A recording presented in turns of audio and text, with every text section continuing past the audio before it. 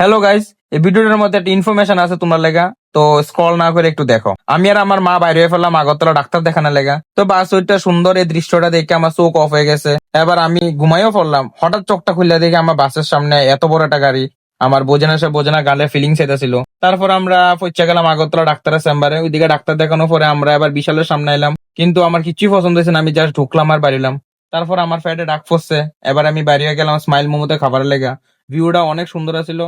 এটা newly open আছে, তোমরা সবাই যাইতে পারো। তারপর আমি অর্ডার দিলাম দম বিরিয়ানি। দেখতেছো না আমার কত বড় ডিম দিছে, হয়তো বা এটা একটা কোনো হাতির ডিম মনে হইতেছে আর কি। আমার বিরিয়ানির প্রাইস হলো জাস্ট 99। তো তারপর আমি আগরতলার মধ্যে এক রাত্র স্টে করানোর পরে আমি আবার পরের দিন সকালে উদয়পুরে এসেছি।